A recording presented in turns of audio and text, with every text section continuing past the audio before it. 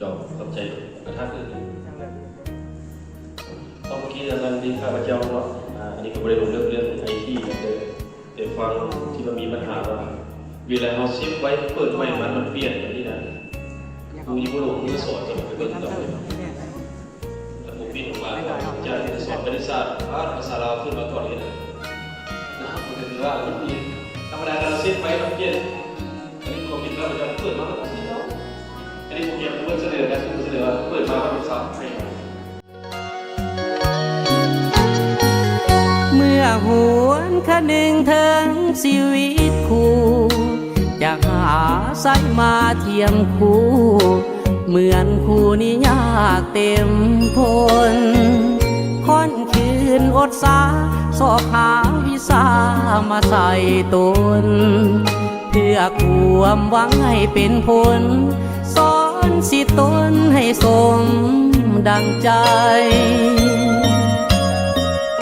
อีกนั้นคู่ยังดิ้นหนทุกอย่างสอบหาวิสาต่างๆเพื่อมาสอนสั่งประสายเมื่อยามสิสอนอกเอ๋ยของครูต้องสู้ทนไปบอกเคยคิดจะท้อใจหรือเบื่อหน่ายในชีวิตคู่หากแม้ผู้ใดที่เคยได้ผ่านชีวิตนั้นแสนทนนานบากบั่นและน่าอดสู้แต่ก็พอใจเลื่อมใสในชีวิตคู่อุทิศจิตใจฟังอยู่เป็นคู่สู่อาวสาน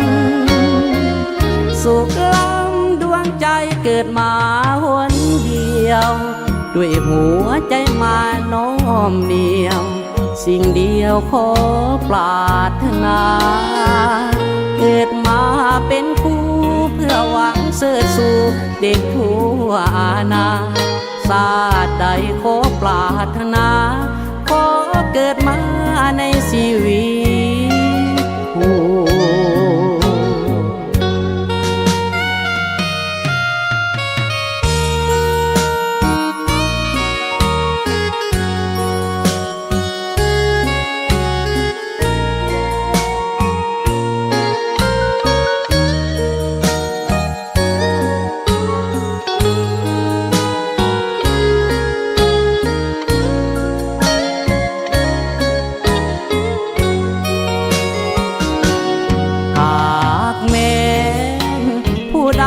ที่เคยได้ผ่านชีวิตนั้นแสนทนนานบากบั่นและน่าอดสู้แต่ก็พอใจเลื่อมใส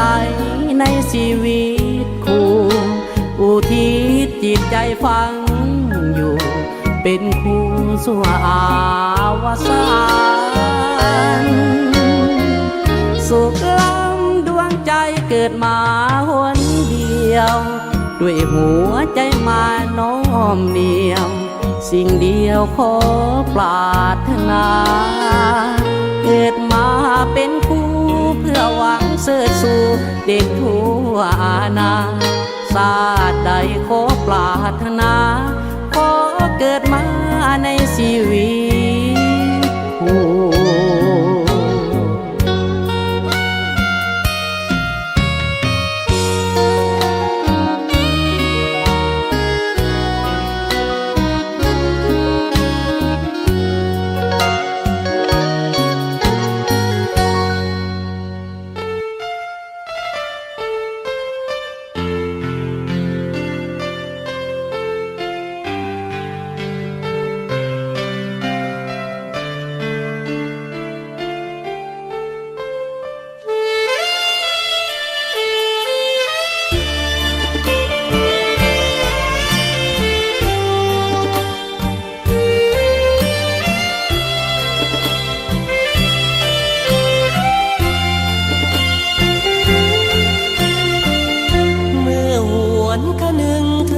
ชีวิตคู่จะหาสายมาเทียมคู่ อนคู่นี้อยากเต็มทนคนคืนอดสาสอกหาวิสามาใส่ตนเพื่อความหวังให้เป็นผลสอนสิตนให้สมดังใจอีกนานผู้ยังดินหนทุกอย่างสอบหาวิชาต่างๆเพื่อมาสอนสั่งป่าใสเมื่อยามสิทธิ์ของอกเอ๋ยของผู้ต้องสู้ทนไป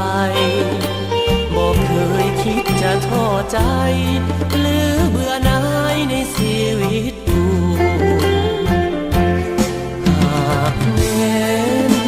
ผู้ใดที่เคยได้ผ่านชีวิตนั้นแสนดนนานปากบันเป็นหน้าอดสู้แต่ก็พอใจเลื่อมใสในชีวิตคู่อุทิศจิตใจฝังอยู่เป็นคู่สู่อาวสานสุขล้ำดวงใจเกิดมาหนเดียวด้วยหัวใจมาโน้มเนียมสิ่งเดียวขอปรารถนาเกิดมาเป็นคู่เพื่อหวังเสริฐสู่เด็กทั่วอาณาชาติใดขอปรารถนาขอเกิดมาในชีวิตคู่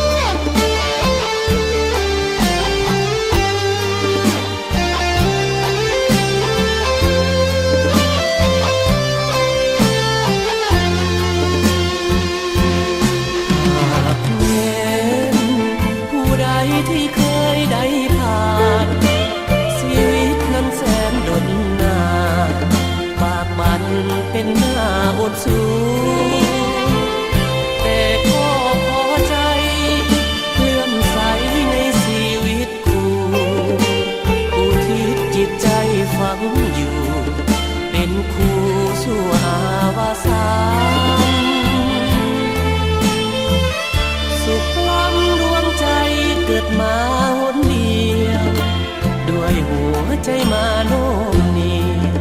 สิ่งเดียวขอปรารถนา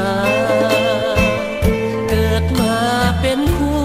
เพื่อหวังเสริฐสู่เด็กทั่วอาณา